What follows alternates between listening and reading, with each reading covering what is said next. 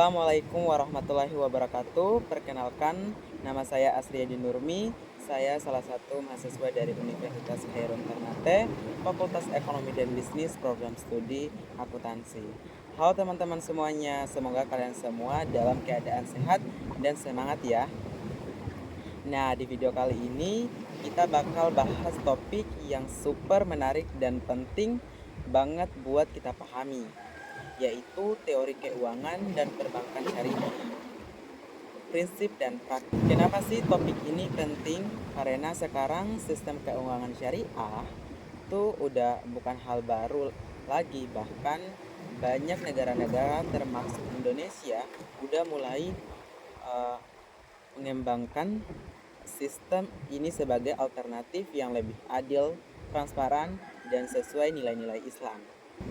Dan serunya, kalau kita paham konsepnya, kita bisa lihat gimana sebenarnya sistem ini gak cuma soal larangan riba, tapi juga soal keadilan sosial, pemerataan ekonomi, dan keberkahan dalam transaksi.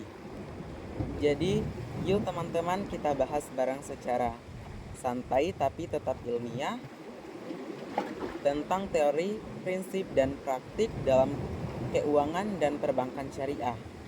Oke, yang pertama kita akan membahas tentang pengertian keuangan dan perbankan syariah. Oke, pertama-tama kita mulai dulu dari pengertiannya teman-teman, secara sederhana. Jadi keuangan syariah adalah sistem keuangan yang berlandaskan pada prinsip-prinsip Islam, di mana setiap transaksi harus bebas dari unsur riba atau bunga, gharar, ketidakjelasan, dan maisir, spekulasi atau perjudian. Sedangkan perbankan syariah itu sendiri adalah lembaga keuangan yang menjalankan aktivitasnya berdasarkan prinsip syariah Islam. Jadi semua produk dan layanannya harus sesuai dengan ketentuan Al-Quran dan hadis serta diawasi oleh Dewan Pengawas Syariah atau DPS. Kalau di bank konvensional, teman-teman, keuntungan utamanya berasal dari bunga pinjaman. Tapi di bank syariah, sistemnya beda. Keuntungan diperoleh dari bagi hasil atau profit sharing, jual beli atau murabahah, sewa, ijarah, atau bentuk kerjasama lainnya seperti mudharabah dan musyarakah. Nah teman-teman, konsep ini bukan cuma beda istilah aja, tapi beda filosofi. Kalau di sistem konvensional, hubungan antara bank dan nasabah tuh kayak kreditur dan debitur, alias pemberi dan penerima utang. Tapi di sistem syariah, hubungan mereka itu kemitraan, sama-sama menanggung resiko dan sama-sama dapat hasil. Jadi bisa dibilang sistem keuangan syariah itu bukan cuma soal nggak pakai bunga, tapi tentang bagaimana menciptakan keadilan ekonomi dan menghindari eksploitasi satu pihak terhadap pihak lain, seperti itu. Contohnya gini teman-teman, kalau kamu buka tabungan di bank konvensional, kamu bakal dapat bunga tetap tiap bulan walaupun bank itu rugi. Tapi di bank syariah, kalau kamu simpan uang lewat akad mudharabah, maka hasil yang kamu dapat tergantung dari laba usaha bank. Kalau untung kamu dapat bagi hasil, kalau rugi ya ikut tanggung juga proporsionalnya. Nah teman-teman, menariknya ini bikin sistemnya lebih adil dan realistis, karena di dunia bisnis gak ada jaminan untung. Nah sekarang kita lanjut ke poin kedua, ya tujuan dan fungsi keuangan syariah. Tujuan utama dari keuangan syariah itu teman-teman adalah menciptakan keadilan sosial dan keseimbangan ekonomi. Jadi bukan cuma mengejar keuntungan materi, tapi juga memperhatikan aspek moral, sosial, dan spiritual.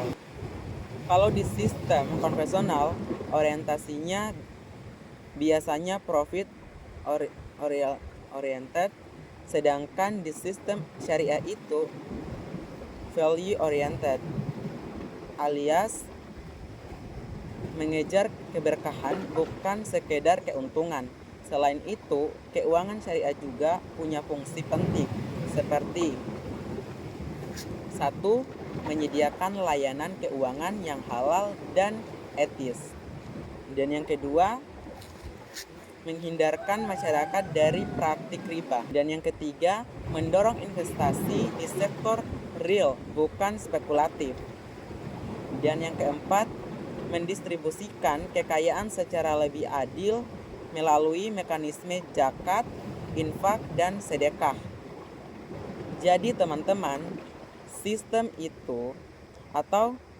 ini tuh nggak cuma urusan bisnis semata, tapi juga sarana ibadah, karena dengan menerapkan prinsip syariah, setiap transaksi bisa bernilai ibadah kalau dilakukan dengan jujur, adil, sesuai aturan Allah. Oke, contoh sederhananya itu kayak gini. Misalnya ada pengusaha kecil yang butuh modal.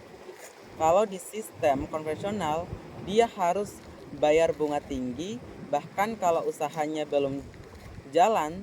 Tapi di sistem syariah lewat akad mudaharabah, jadi untung dibagi, rugi juga ditanggung bersama. Nah, di sini terlihat banget fungsi sosial dan keuangan syariah, yaitu memberdayakan masyarakat kecil biar bisa berkembang tanpa tercekik bunga. Masuk ke poin prinsip-prinsip dasar keuangan syariah. Oke, sekarang kita masuk ke poin ketiga, yaitu prinsip-prinsip dasar keuangan syariah. Jadi teman-teman, secara umum ada beberapa prinsip utama yang menjadi fondasi dalam keuangan Islam, yaitu 1. Larangan riba atau bunga. Segala bentuk tambahan yang ditetapkan di awal transaksi tanpa ada usaha atau resiko nyata dianggap riba dan hukumnya haram. Yang kedua, larangan gharar. Ketidakjelasan. Semua transaksi harus jelas, mulai dari harga, waktu, barang, hingga akadnya. Dan yang ketiga, larangan maisir, penjudian atau spekulasi. Nggak boleh ada unsur taruhan atau untung menguntungkan dalam transaksi. Prinsip keadilan dan keseimbangan. Jadi poin keempat itu adalah prinsip keadilan dan keseimbangan. Semua pihak dalam transaksi harus mendapat hak dan kewajiban yang seimbang. Dan yang kelima, prinsip kepemilikan yang sah, al-milkiyah. Aset atau keuntungan hanya bisa diperoleh melalui cara yang halal dan sah. Nah, teman-teman, kalau prinsip-prinsip ini diterapkan, sistem keuangan jadi lebih stabil, adil, dan terhindar dari krisis yang diakibatkan oleh spekulasi atau bunga berlebihan. Contohnya gini, misalnya waktu krisis finansial global tahun 2008, banyak bank konvensional kompleks karena sistemnya sangat spekulatif. Tapi bank-bank syariah justru relatif stabil karena nggak ada transaksi berbasis bunga atau derivatif berisiko tinggi. Jadi bisa dibilang sistem syariah tuh bukan cuma lebih religius, tapi juga lebih aman dan berkelanjutan. Nah, teman-teman, itu tadi 3 poin pertama sebagai dasar pemahaman tentang apa itu keuangan syariah, apa tujuannya, dan prinsip-prinsip yang dijalankan. Selanjutnya kita masuk di praktik nyata perbankan syariah. Perbandingan dengan konvensional sampai peran lembaga-lembaga pendukungnya.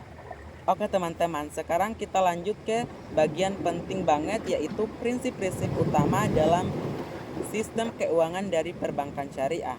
Nah, prinsip-prinsip ini adalah fondasi yang bikin sistem syariah beda banget dari sistem konvensional. Yang pertama, larangan riba atau bunga.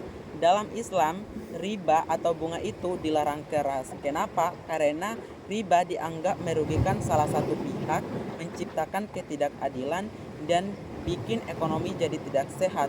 Allah Subhanahu wa Ta'ala berfirman dalam surat Al-Baqarah ayat 275, Allah menghalalkan jual beli dan mengharamkan riba. Jadi dalam sistem syariah, bank gak dapat keuntungan dari bunga, tapi dari bagi hasil atas transaksi real seperti usaha atau perdagangan.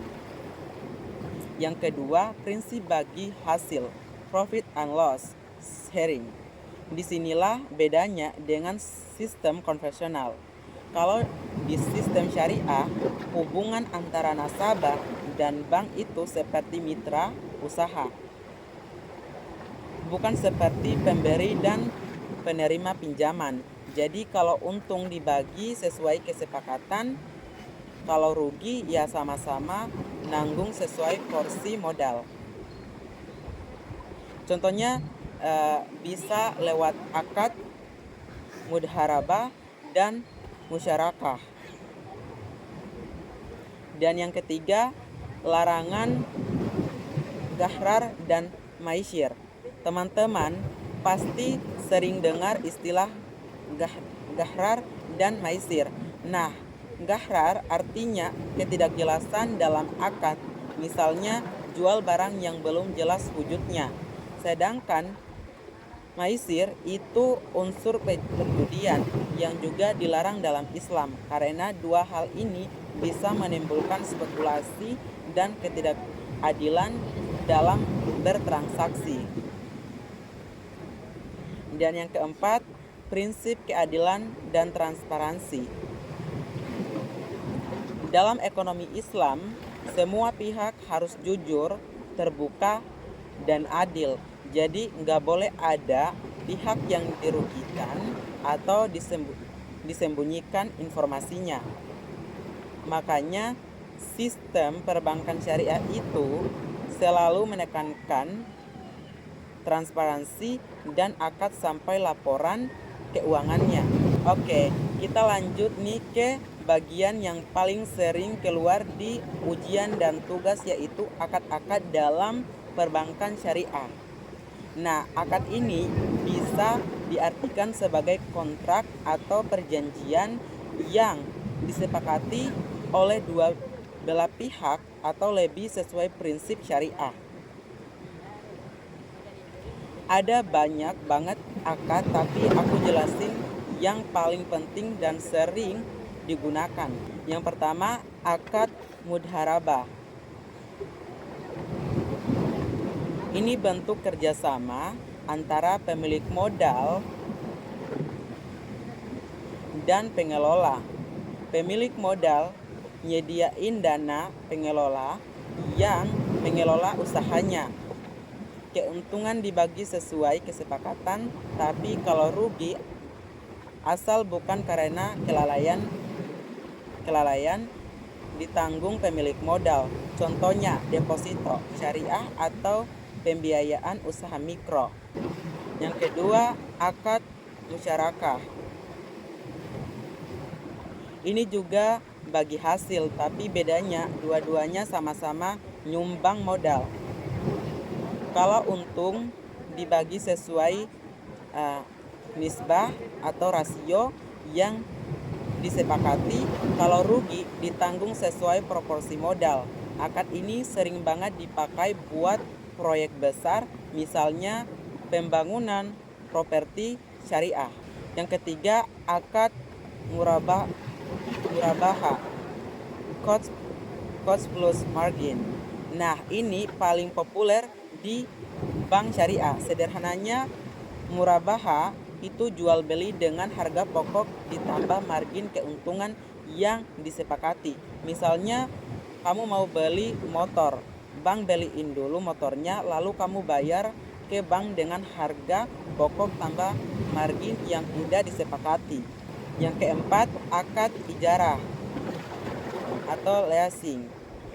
Ijarah itu mirip seperti sewa menyewa. Jadi bank menyewakan barang ke nasabah untuk jangka waktu tertentu dengan imbalan sewa. Di akhir masa sewa bisa juga ada opsi pembelian atau disebut ijarah mutahiyah mitamili. Yang kelima, akad wadiyah. Wadiyah itu akad titipan. Misalnya kamu buka tabungan syariah, maka uangmu dititipkan di bank dan bank wajib menjaga serta mengembalikan dana tersebut kapanpun diminta. Oke, sekarang kita bahas perbandingan antara sistem syariah dan sistem konvensional ya. Tapi tetap santai aja teman-teman. Kalau kita lihat sistem konvensional itu dasarnya bunga. Bank konvensional ngasih pinjaman lalu dapat bunga tetap dari nasabah. Berapapun hasil usaha nasabahnya, sementara di sistem syariah nggak ada bunga. Keuntungan bank datang dari akad jual beli, sewa atau bagi hasil. Contoh gampangnya kayak gini. Kalau kamu minjam uang di bank konvensional buat buka toko, kamu wajib balikin plus bunga. Tapi kalau kamu kerja sama dengan bank syariah, bank bisa jadi partner kamu lewat akad mudharabah. Kalau usaha kamu untung, kamu bagi hasilnya. Kalau rugi, ditanggung bareng sesuai porsi modalnya. Selain itu, sistem konvensional juga cenderung berorientasi pada profit semata, sementara sistem syariah menyeimbangkan antara keuntungan, keberkahan, dan keadilan sosial. Jadi bukan cuma mikir berapa untungnya, tapi juga halal enggak, adil enggak, atau bermanfaat. Oke, kita lanjut di praktik keuangan dan perbankan syariah di Indonesia. Nah, teman-teman, bagian ini penting banget karena kita bahas bagaimana praktiknya di dunia nyata, khususnya di Indonesia. Di Indonesia itu termasuk salah satu negara dengan pertumbuhan perbankan syariah tercepat di dunia. Bank syariah di sini terus berkembang mulai dari Bank Muamalat Indonesia atau bank syariah pertama sampai sekarang udah ada BSI, Bank Syariah Indonesia, hasil burger 3 bank besar. Bank syariah sekarang udah punya produk lengkap banget. Pembiayaan UMKM dengan sistem mudharabah sampai layanan digital syariah kayak mobil banking halal. Selain itu, sekarang juga banyak fitness syariah yang ikut tumbuh seperti peer-to-peer trading syariah dan crowdfunding syariah. Semua itu diawasi langsung oleh Dewan Syariah Nasional atau MUI dan OJK, Otoritas Jasa Keuangan, supaya tetap sesuai prinsip syariah.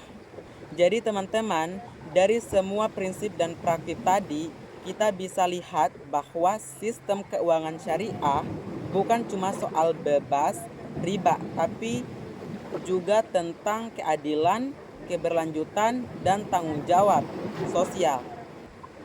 Oke teman-teman, sekarang kita bahas tentang instrumen keuangan syariah, alias alat-alat yang digunakan dalam sistem keuangan Islam untuk menjalankan kegiatan ekonomi. Ada beberapa instrumen utama yang sering banget dipakai baik di perbankan maupun di pasar modal syariah. Yang pertama, sukuk, Islami bond. Ini semacam obligasi syariah bedanya dengan obligasi konvensional, sukuk itu bukan surat utang, tapi sertifikat kepemilikan aset. Jadi investor yang beli sukuk itu sebenarnya ikut punya bagian dari aset yang dipakai. Misalnya proyek infrastruktur atau keuntungan bukan dari bunga, tapi dari imbal hasil yang dihasilkan oleh aset tersebut. Yang kedua, reksadana syariah. Ini mirip dengan reksadana biasa, tapi pengelolanya harus sesuai prinsip syariah. Artinya, dana hanya diinvestasikan pada perusahaan yang halal, nggak boleh di industri yang mengandung riba, gahrar, atau maisir, seperti alkohol, judi, atau bank konvensional. Dan yang ketiga, pasar modal syariah. Pasar modal syariah menyediakan saham-saham yang terdaftar dalam daftar efek syariah yang ditambahkan oleh OJK. Jadi investor bisa punya saham perusahaan yang halal secara syariah. Contohnya saham dari sektor sinergi halal, farmasi, makanan halal, dan sebagainya. Dan yang keempat, zakat, infak, dan wakaf produktif. Ini unik. Dalam sistem keuangan Islam, instrumen sosial juga termaksud bagian penting dana penting. Dana zakat dan wakaf produktif bisa dikelola untuk pemberdayaan ekonomi umat, misalnya buat modal usaha kecil. Jadi ekonomi Islam itu gak cuma mikir profit, tapi juga pemerataan kesejahteraan. Oke, masuk di peran perbankan syariah dalam pembangunan ekonomi. Teman-teman, sekarang kita bahas tentang peran perbankan syariah dalam pembangunan ekonomi nasional. Jadi, bukan cuma soal layanan finansial, tapi juga kontribusinya ke masyarakat luas. Yang pertama, mendorong keadilan ekonomi. Karena sistemnya berbasis bagi hasil, syariah mencegah adanya kesenjangan ekonomi. Semua pihak punya kesempatan yang sama untuk tumbuh, nggak cuma yang punya modal besar saja. Jadi bukan cuma soal layanan finansial, tapi juga kontribusinya ke masyarakat luas. Yang pertama, mendorong keadilan ekonomi. Karena sistemnya berbasis bagi hasil, syariah mencegah adanya kesenjangan ekonomi. Semua pihak punya kesempatan yang sama untuk tumbuh, nggak cuma yang punya modal besar saja. Yang kedua, mendukung sektor real.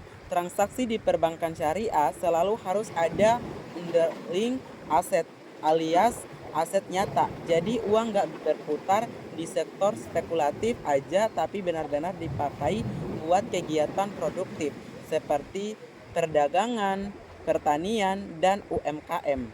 Yang ketiga, meningkatkan inklusi keuangan. Banyak masyarakat yang dulu enggan pakai bank karena khawatir riba, sekarang bisa masuk lewat sistem syariah. Artinya, perbankan syariah bantu memperluas akses masyarakat ke layanan keuangan halal. Yang keempat, menjadi alternatif saat krisis. Ini menarik banget karena sistem syariah tidak berbasis bunga dan spekulasi tinggi. Ia cenderung lebih stabil saat krisis ekonomi. Buktinya pada krisis global 2008, banyak bank syariah yang justru tetap bertahan dengan baik. Nah, teman-teman, walaupun pertumbuhan bank syariah cepat, tetap ada tantangan yang harus dihadapi. Beberapa tantangannya, yang pertama, literasi masyarakat masih rendah. Banyak masyarakat yang masih belum paham apa bedanya bank syariah dan konvensional. Kadang mereka pikir sama aja, cuma beda nama dan label. Yang kedua, sumber daya manusia, SDM terbatas. SDM yang benar-benar paham tentang ekonomi Islam, fikih, muamalah, dan sistem keuangan modern masih belum banyak. Padahal ini penting banget buat memastikan semua operasional sesuai prinsip syariah. Oke, jadi kita masuk kepada poin yang terakhir, yaitu kesimpulan. Nah, teman-teman, akhirnya kita sampai di bagian terakhir. Dari semua pemahaman dan pembahasan tadi, bisa kita simpulkan bahwa sistem keuangan dan perbankan syariah adalah sistem yang berdasarkan pada nilai-nilai Islam yang menolak riba, gharar, dan maisir. Tujuan utamanya bukan cuma keuntungan finansial, tapi juga keberkahan, keadilan, dan kesejahteraan umat. Dalam praktiknya, perbankan syariah menggunakan berbagai akad seperti mudharabah, musyarakah, murabahah, ijarah, dan wadiyah. Walaupun masih menghadapi tantangan, sistem ini punya peluang besar untuk terus tumbuh lewat inovasi dan digitalisasi. Itu tadi pembahasan lengkap kita tentang teori keuangan dan perbankan syariah, prinsip dan praktik. Semoga pemahaman ini bisa menambah wawasan dan bikin kita makin semangat belajar ekonomi Islam. Mungkin ucapan dari saya, Assalamualaikum warahmatullahi wabarakatuh.